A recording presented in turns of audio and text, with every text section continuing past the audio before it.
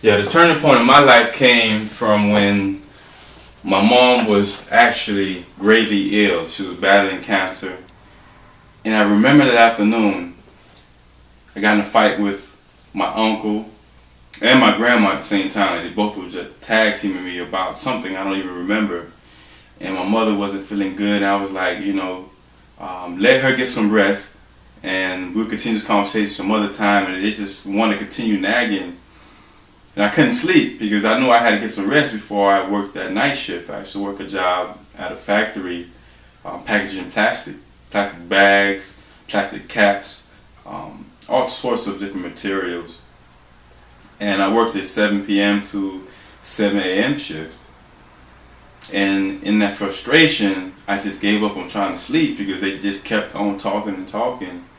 And I just kissed my mom bye and went to work. And I actually didn't live in that area. I lived in another county, but I was trying to spend as much time with my mother along with my other siblings while she was still alive because she was battling cancer that was in her spine.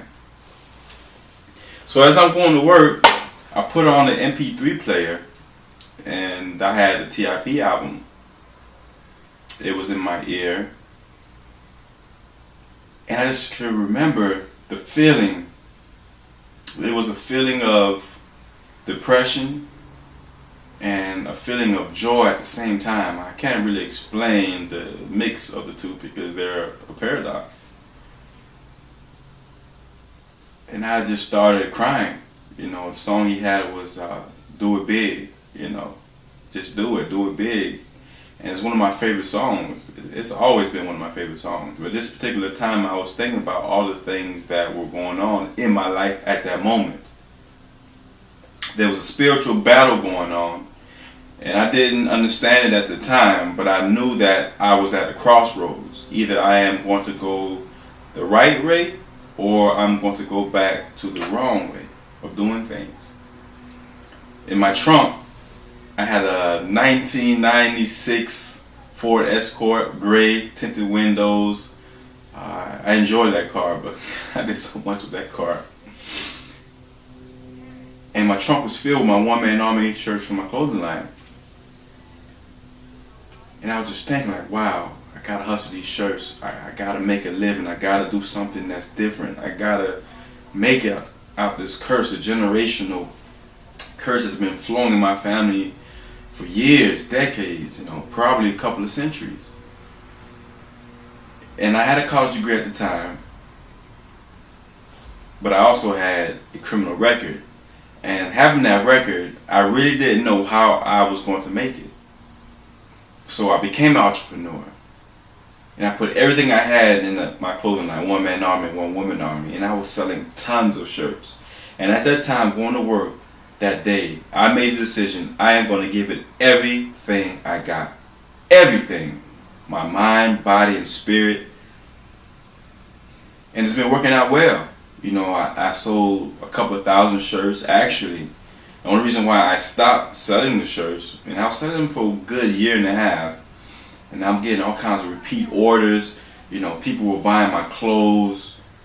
And this was like back in 2008 to 2010, really 2007 to 2010.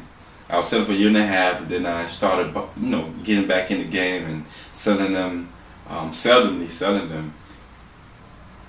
But I remember the support that I gained. I remembered how people got so excited to support what I was doing. With that being said, it encouraged me, encouraging them. And they should always ask me, what does One Woman Army stand for? What does One Man Army stand for? And I told them it represents a woman or a man believing in themselves, handling their business on their own without being dependent upon anyone else or anything other than God being the source of everything that you're doing. To continue moving forward regardless of what the opposition is that's before you. And they were like, yeah, man, I like that. And there's sometimes people didn't have any money to purchase the shirts, but they might have had $1 or $2, and I could just see you know, the glow in their eyes. And when I seen that, and I didn't always see that look, that luminous look in their eyes, so I would give it to them. You know, this is a shirt I'm gonna bless you with. Just be a blessing to someone else. And that's my story. I'm Kevin Dorival. The Courage to Believe.